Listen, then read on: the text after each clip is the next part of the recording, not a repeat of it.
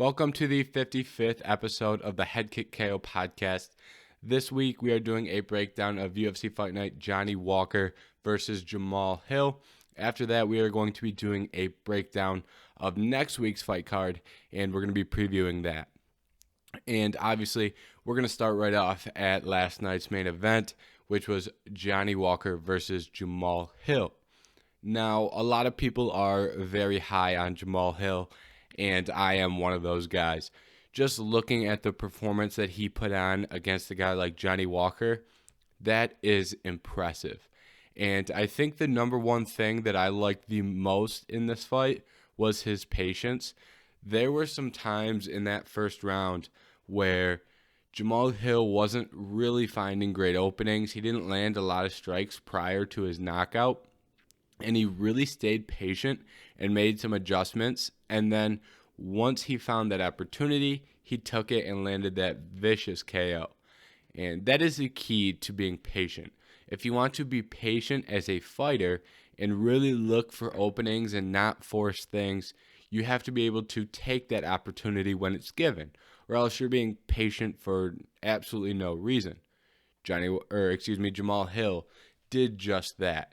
Jamahal Hill found that opportunity, takes that opportunity, and lands a vicious KO of Johnny Walker. And it's been talked about a lot. It was talked about in the post-fight analysis. Jamahal Hill made a great strategic switch here where he switches to the orthodox to get a little bit of a different look, because that rear kick from Johnny Walker was really presenting him some challenges. So he switches stances and is able to find a great opening there. So not only does he have the power, but he has the awareness and knows when to change things up. And in terms of just being a contender in this point in his career, Jamahal Hill has done everything that he has needed to do. I've been incredibly impressed by his last two performances. He lost to Paul Craig, obviously, and that set him back a little bit. But losing to Paul Craig in the 205-pound division, there's a lot worse things that could happen to you. It was a very bad matchup stylistically, and there really aren't very many grapplers that are better than Paul Craig that Jamahal Hill is going to have to run into. And even in that fight, he showed some things that you really like. But in these fights that he's winning, when you look at his fights against Ovince St. Preux, Jimmy Crute, this fight against Johnny Walker, he has won all of those fights in very impressive fashion. The last two being massive KO victories. The victory over Ovince St. Preux was very solid as well. OSP wasn't put out cold like Jimmy Crute or Johnny Walker, but man, Jamahal Hill has put on some tremendous performances, and I think he has an incredibly bright future at this light heavyweight division. And in all honesty, he is probably going to be inside the top 10 when the rankings come out on Tuesday. And then from there, when you're looking at where's Jamahal Hill going to go from here, there are a lot of interesting names. You can throw him in there with someone like Volkan Ozdemir, and it's going to be a really fun stylistic fight, and you're not moving him too highly in the rankings. That's probably not the route that I would personally go. And then from there, you've got Dominic Reyes, who is one of the guys who's been at 205 for a very long time, and he will go out there and give Jamahal Hill a tough fight. Even if you look at that Dominic Reyes versus Yuri Prochazka fight, Dominic Reyes landed a nice up kick, made Yuri fight through some adversity, and made him go out there and put on a great performance. So even if Dominic Reyes isn't going to go out there and win every single fight, he goes out there and he always gives guys a tough fight, which I think would be an interesting dynamic for Jamahal Hill to see next. I don't imagine a Magomed Ankalaev fight making much sense. I believe he is booked, but I might be wrong on that. But Magomed Ankalaev is in a similar position to Jamahal Hill, where he's someone a lot of people view as a future title contender. So right now, that fight doesn't make too much sense. Yeah, he's booked against Thiago Santos, and so that takes Thiago Santos out of the mix for Jamahal Hill as well. And then we're getting up to Anthony Smith, who I believe would make a lot of sense as well. Anthony Smith, however, has went out there and put on some great performances. So I think Anthony Smith is probably going to get rewarded for some of his impressive work, and he's probably going to be fighting someone like Rakic. Maybe even they give him Jan Blachowicz. There's some moving pieces at the top of the 205-pound division right now, so I'm not going to go too in-depth on that. But from what we've kind of discussed here, I still think Dominic Reyes is the best option out of all the options that we laid out. You're not jumping too far in those rankings, right? You're only jumping to that 7th spot. You're not going to be jumping all the way into that top 5 quite yet. So I think it is a reasonable jump, and it is someone who, if you beat Dominic Reyes, you're in a good spot in this division. So I think that would be a really, really interesting move and a really interesting fight. So that's the direction that I would go if I were the UFC, looking to matchmake Jamahal Hill in the near future.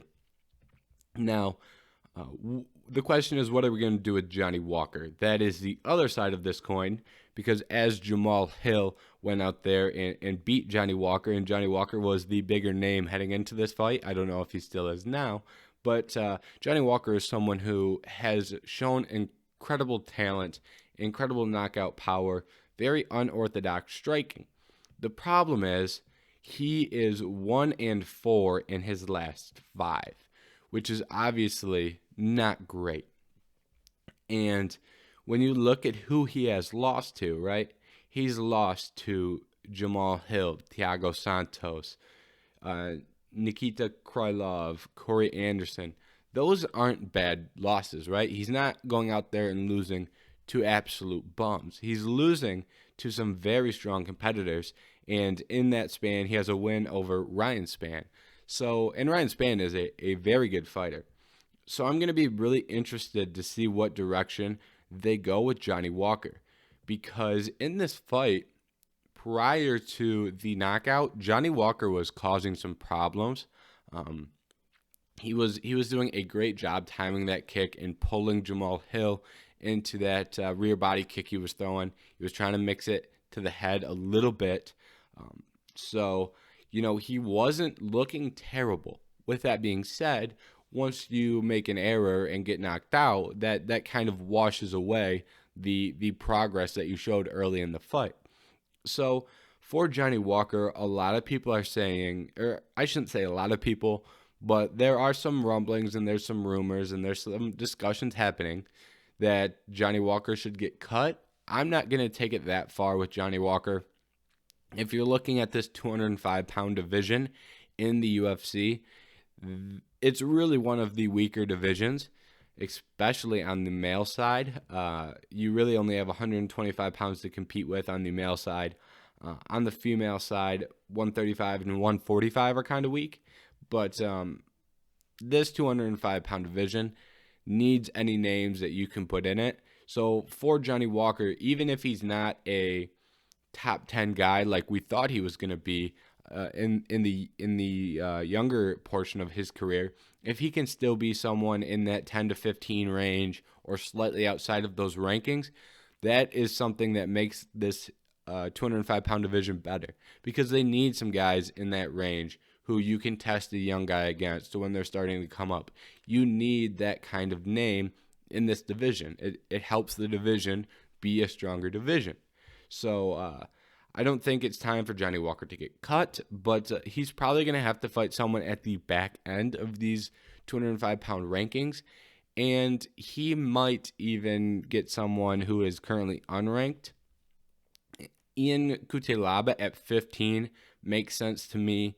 Jimmy Crute at 14 makes some sense, but I think Jimmy Crute versus Johnny Walker might be, a little bit much for both of those guys.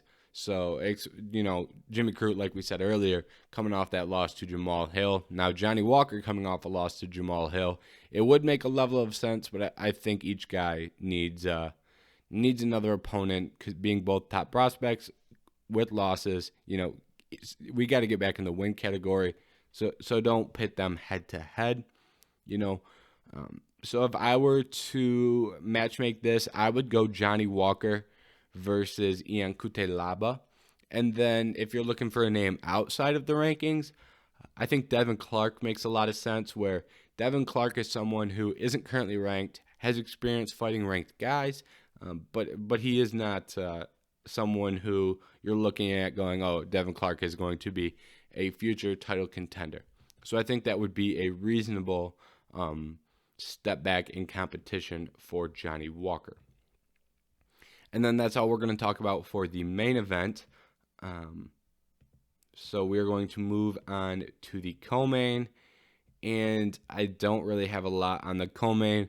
Kyle Douskis versus Jamie Pickett. Kyle Douskis went out there and got a submission victory, landed a really nice Darce choke. Kyle Douskis is someone who has very underrated grappling. Kyle Douskis, when you're looking at guys who can go out there and get a submission finish, Kyle Douskis has a lot of them. However, he's not really looked at as an elite grappler like a lot of other guys. So I think it's time we give Douskis a little bit more credit, and be aware that he can go out there and really put on some good performances. I'm interested to see what's next for Kyle Douskis. On one hand, he was in the rankings and has some very strong wins, but Jamie Pickett isn't someone that would typically result in getting you a ranked opponent. So I don't think Kyle Douskis is going to be fighting in the rankings again after this fight. I think he's probably got one more. So I think he's going to take on someone just outside of those rankings. And for Jamie Pickett, this doesn't set him back too much. He's probably going to be taking on, this sounds generic, but someone in a similar range as to him. Because Jamie Pickett isn't exactly, knocking on the door of the UFC rankings. He's still a little bit behind. He's still got 2 or 3 fights to go before he would be potentially ranked, maybe even more than that. So probably someone in a similar range where he's not going to be fighting someone fresh off the Contender Series, but someone who's got a couple fights in the UFC, but isn't an immediate threat to being ranked. And then we're going to skip around a little bit, and we're going to skip to Jim Miller versus Nicolas Mata. And Jim Miller went out there and shocked people once again.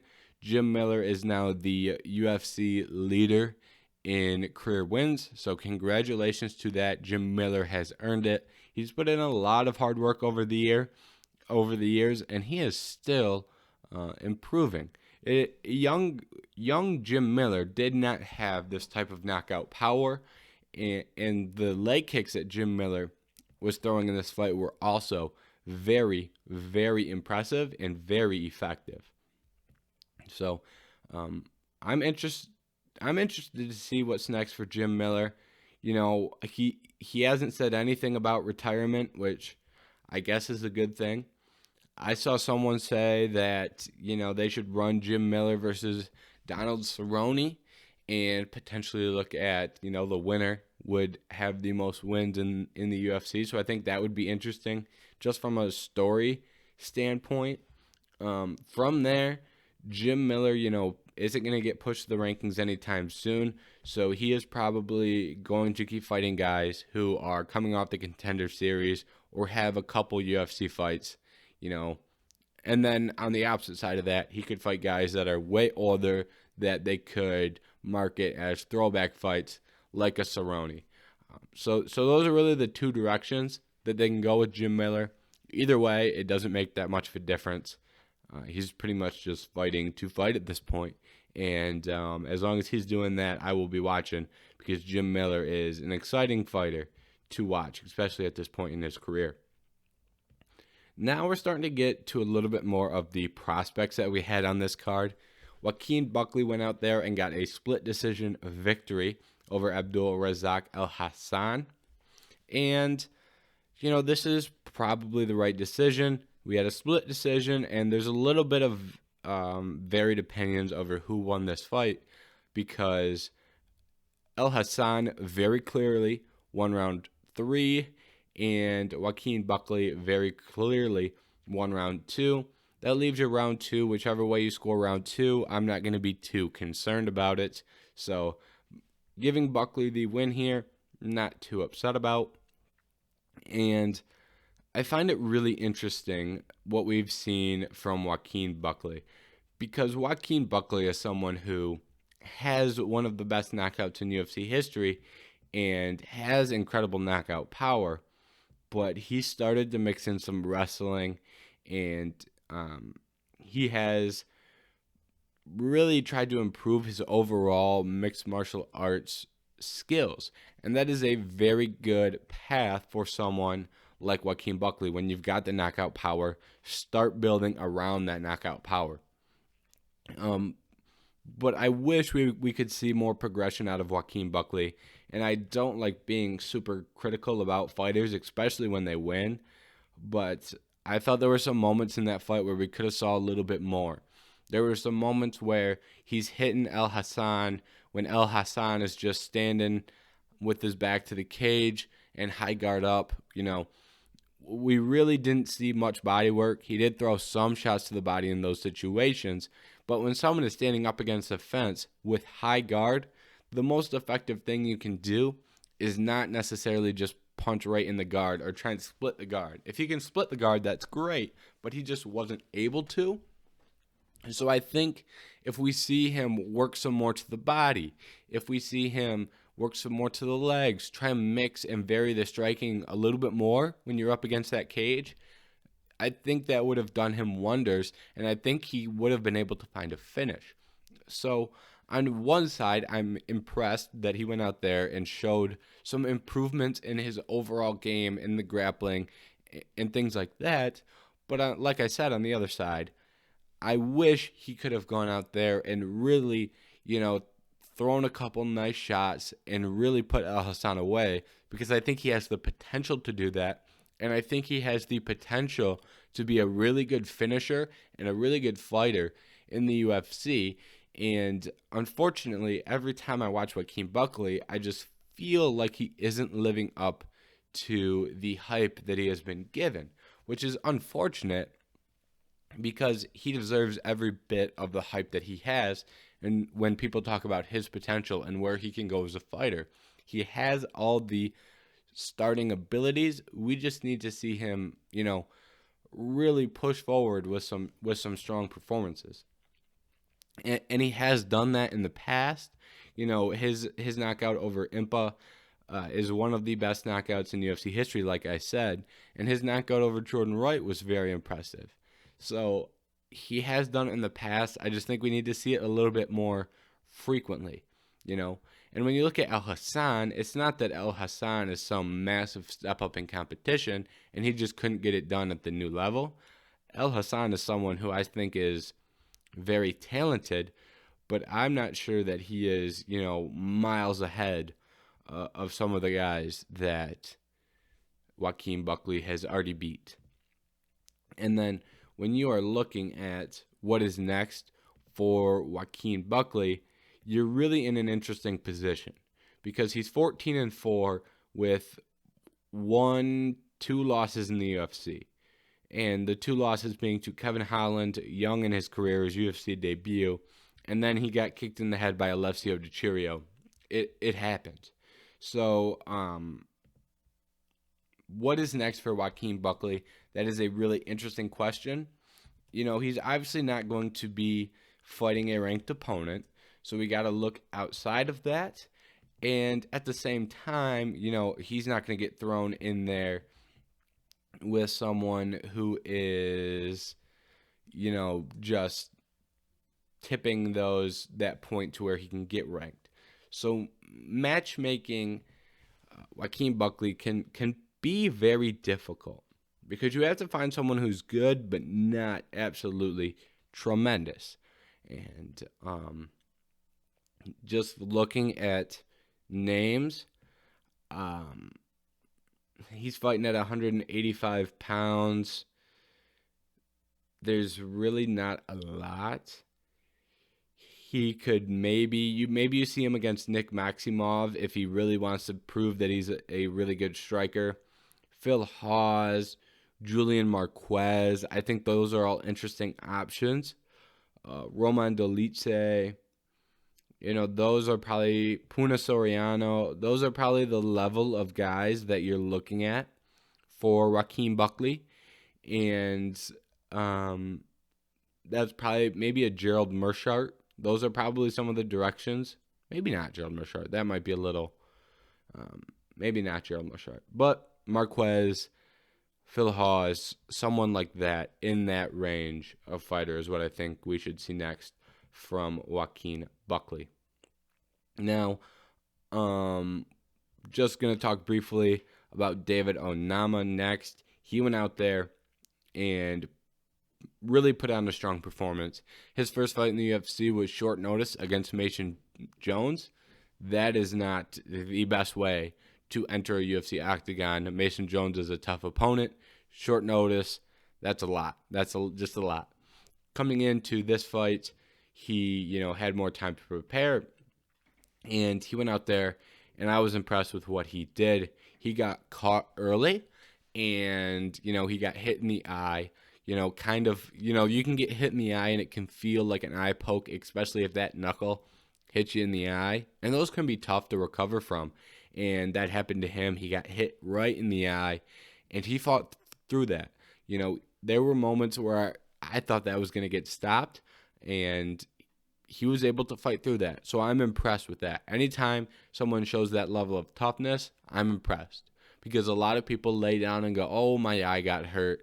And they lose, and then they try and put an asterisk next to it because they got hurt. David Onama did not do that. He went out there, fought through that difficulty that he faced, and then he went out there and found himself a knockout shortly after. And the knockout was incredible. Once he landed a couple big shots, he just poured it on. He landed a clean shot and, just... Once he landed that, you could tell that he wanted to end that fight, and he did so with accuracy and with precision. And it was a great way to put Gabriel Benitez out. So shout out to him for that. Shout out to Stephanie Egger as well. Jessica Rose Clark is a fan favorite and someone a lot of fans think very highly of. Stephanie Egger went out there and had some beautiful groundwork, and was able to find a submission victory. Got a really nice armbar. I was impressed by that. Chaz Skelly went out there as well. Had an impressive performance against Mark Striegel. So Chaz Skelly is retiring, it sounds like. So shout out to him for retiring when he wanted to retire and going out with a very, very strong performance against Mark Striegel. He wears him down the whole first round, and then that second round, he puts him away with some big strikes and a really nice knee. So shout out to Chaz Skelly. And then the last fight we are going to talk about from UFC Fight Night, Jamahal Hill and Johnny Walker, is going to be Chad Enhelinger. And he landed a really nice counter hook and put Jesse Strader out. And he was down 2-0 when that happened. So that was to win him that fight. If that went to the judge's decision, he was going to lose. So shout out to Chad Enhelinger for that. Now we are going to skip directly to next week's fight card because we don't have any news to talk about. And, before we do that, we will summarize what happened and how we got to this week's main event. If you didn't know, this week's main event was Islam Makhachev versus Rafael Fiziev. It was supposed to be Islam Makhachev versus Beneil Dariush. And that fight fell through. Dariush had a freak injury in practice. It sounded like he was doing some wrestling. His foot got caught in between mats, and his fibula broke. So this was going to be a big opportunity for Beneil Dariush to go out there and take on Islam Makhachev. If he wins, he's right in title contention. So it's unfortunate for Beneil Dariush that he faced that injury. And then it became time for the UFC to look for a replacement. Looking for a replacement on 10 days' notice is never, ever, ever easy. Especially when you're looking for Islam Makhachev. Not many people want to fight Islam Makhachev, and not many people will do it on short notice, which is ironic because both of Islam Makhachev's last 2 fights have been against opponents who are taking the fight on short notice. But the UFC needed a guy to fight for the main event.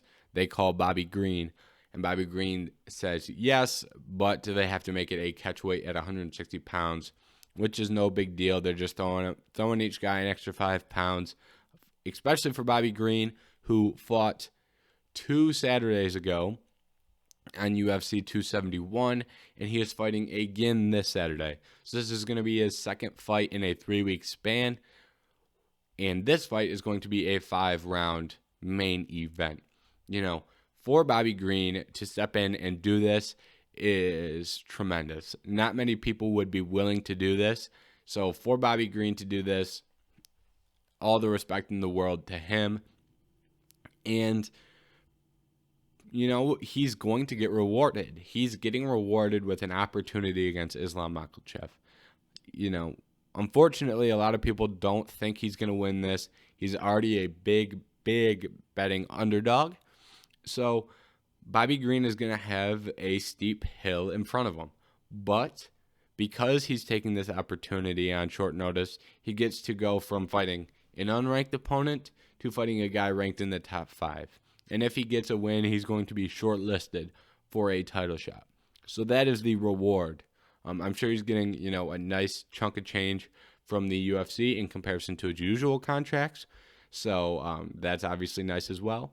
But in terms of pure, where he's placed in the rankings, this is a very, very strong opportunity for Bobby Green.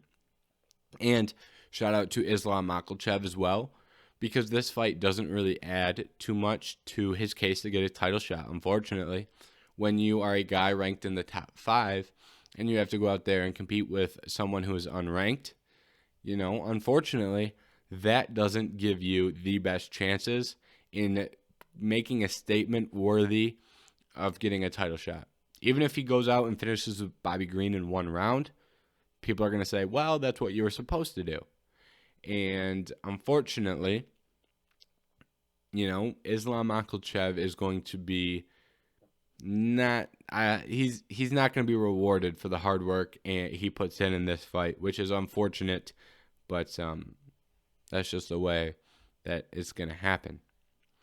And for a breakdown of what we see here, Islam Makhachev is obviously the big favorite. He is viewed highly upon by many, many fans and many experts in the UFC circle. Islam Makhachev, if you don't know, is a longtime friend of Khabib Nurmagomedov. He's from Dagestan, has trained with Khabib for his whole life, and he is someone who also has tremendous grappling.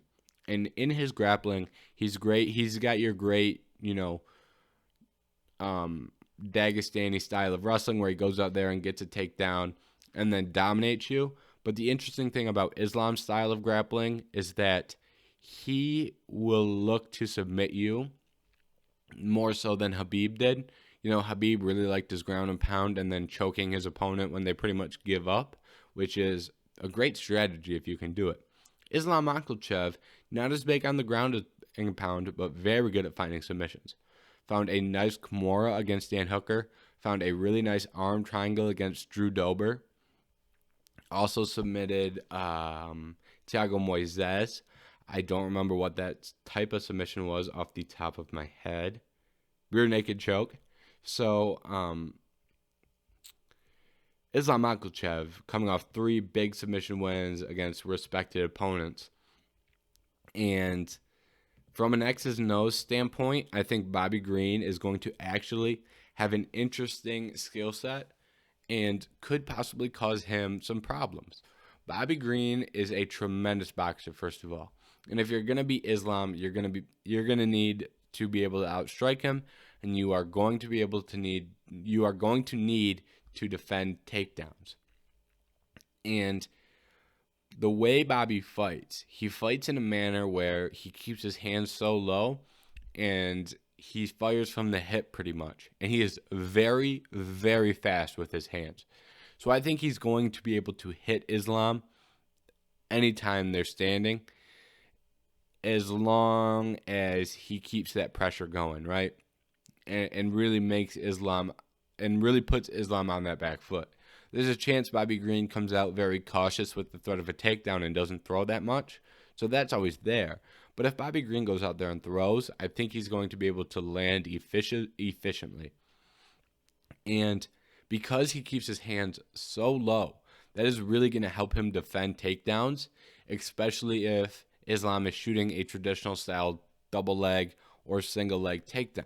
Now, if Islam can push Bobby Green up against the fence and work for takedowns off the fence, that's going to cause big problems for Bobby Green. But if Islam attempts his takedowns in the open, shooting for the legs, I think Bobby Green might be able to defend a couple and potentially throw in some counters, and we might see something interesting that we weren't expecting. But if you were to force me to make a pick here, I still have to go with Islam Makhachev by submission. The last 3 fights I have watched from him, I've been impressed, and I think he's going to continue to impress against Bobby Green. And if he gets Bobby Green to the ground once, I think he can end this fight via submission. So even if Bobby is having success defending takedowns, say he defends 4 takedowns in the first round and wins the first round, Islam Makhachev could come out and get 1 takedown and find a submission early in the second. And I just don't think that Bobby Green is going to be able to go 5 rounds defending takedowns and fighting off submissions. I just think eventually one of those submission attempts are going to hit. As much as I love Bobby Green as a fighter, and as much as it would be a tremendous story and storyline if he were to come in here and knock Islam out, which he can do, I just don't necessarily see that happening. I hope it does, because it'd be tremendous. But Islam Makhachev is a tough guy to beat, and I've got to pick him for my official prediction, if you will. And then in the co-main, we have Misha Kirkunov versus Wellington Turman. Now, a lot of fans might not know who these guys are, especially if you're a newer UFC fan. You might not know Misha Kirkunov because he was bigger a couple years ago and had some injury problems and has jumped weight classes recently. And you might not know him when you first hear him. Wellington Turman, however, is relatively unknown amongst UFC fans. His last win is over Sam Alvey. So that kind of goes to show how important it was for Bobby Green to step in, because they didn't have much of a card behind they didn't, excuse me. I shouldn't say there wasn't much of a card, because there's a lot of fun fights. Much better way to describe this would be they didn't have another fight that was main event worthy. So shout out to Bobby Green once again. But to look at this co-main event, I'm riding with Misha Kirkunov. This is his second fight at 185 pounds, I believe. Yep, second fight. So in his first fight, he was taking on Krzysztof Joko. So he didn't really have the easiest entry into this division. I think this is going to be the second time he's cutting down to 185 pounds. So I think that experience of making that cut, and you're doing it against a lesser opponent when you step in the octagon, I think that's going to reward him, and I think he's going to be able to find a victory here. And if you made me pick how, I would say decision. All right, moving to the next fight, we've got Priscilla Cachoeira versus Ji Yeon Kim. If you don't know who Priscilla Cachoeira is, most people are going to be rooting against her, because in her last fight, she pulled a very dirty eye gouge, which seemed to be on purpose. So I can't imagine many people are going to be rooting for her.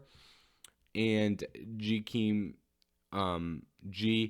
Yeon Kim is making her, let's see how many fights she's had in the UFC. This is her, she's had many UFC fights. Wow, I did not know she had this many fights in the UFC. My apologies. But her most recent fights have come against Molly McCann and Alexa Grasso. So I am going to lean for Ji Yeon Kim in this fight. I think when you step in there and fight someone like Molly McCann and Alexa Grasso, and she's got bouts against Antonia Shevchenko, you know, when you go out there and fight fighters of that caliber, I think when you go in there again against someone like Priscilla Cachoeira, I think you have an advantage. Just because you have faced some of the top, I don't want to say top, but you've faced people in that top 15. So when you move outside, you're getting a little bit more experience. You've got the experience, and you're going against someone who you're a lot more evenly matched with. So I think she's going to be able to find a win in this one. And then maybe the most interesting fight on the card, you have Armen Tsuzukian versus Joel Alvarez. And these are two of the top prospects at 155 pounds. And just looking at their records, Armen is 17-2. Joel Alvarez is 19-2. This is a type of fight where they booked this fight, and then in my head, I was like, wow, I'm really surprised that they booked this. This looks like the type of fight that you would wait 3 years and book because they're both going to be in the top 5. And they have both impressed as of late. Joel Alvarez is coming off a very strong victory against Thiago Moises. And, you know, his only UFC loss is to Damir Ismagulov. So, you know, he has really only lost to good competitors. And then Armen Tsuzukian has only lost to Islam Makhachev in the UFC. And we just talked about how good Islam was. So in this fight, I am very excited to see who comes out on top, because they're going to be in the top 15 probably. And I probably lean Armen Tsuzukian. He is probably a little bit more well-rounded, so that's where I'm going to go. But these two guys are very, very skilled, and this is probably the closest fight on the card and the hardest to pick, in my opinion. And then we're going to move around a little bit, and we're just going to talk briefly about some of these fights that we haven't already talked about. And then the big one left is Terrence Mckinney versus Faraz Ziam. Faraz Ziam is a very good opponent for Terrence Mckinney. If you don't know who Terrence Mckinney is, he made his UFC debut a couple months ago and won with a 7-second knockout in his UFC debut. He's got a very strong story behind him as well. So it should be interesting to see him in there against a very capable opponent in Faraz Ziam. And then Ignacio Bahamondes, he is fighting Zhu Rong. And if you did not see Ignacio's finish from his last fight, go watch that, because he won via a wheel kick. And then Zhu Rong, he is 23 years old with a professional record of 18-4. So very rarely do you see guys this young have this many professional fights. So just from his experience alone, I think you need to pay attention to him and his future in the UFC, because he could do some big things. And then let's touch on a couple more fights before we get out of here. The first fight of the night is Victor Altamirano versus Carlos Hernandez. 2 flyweights. So I love watching young flyweights fight. Young flyweights will put on some just wars, right? It could be 2 guys making their UFC debut at 125 pounds. They're opening the card like these guys here, and they just come out there and scrap. So don't miss that. Both of these guys are, young in their UFC careers. Victor is making his UFC debut. So those aren't going to be fights that you want to miss. Ramiz Brahimaj is fighting Michael Gilmore. Ramiz is someone who I was very high on. Unfortunately, he lost his last fight, so he's looking to get redemption against Michael Gilmore, who is here because he did the UFC a solid and took some fights on short notice. And then the last fight that I'm going to touch on is Alejandro Perez versus Jonathan Martin. Alejandro Perez is also someone who I like as a fighter, especially in the level that he's currently fighting against. His only 2 losses are to Song Yadong and Cody Stamann. His only 2 UFC, and he's got a loss to Patrick Williams in 2015. So he has been in the UFC for a while. He's got some experience, and he's only really lost to strong opponents. So Alejandro Perez taking on Jonathan Martin. That will be the last fight that you should look out for on this card. So this was a little bit of a shorter episode, but that will happen, especially when we don't have a bunch of news to talk about.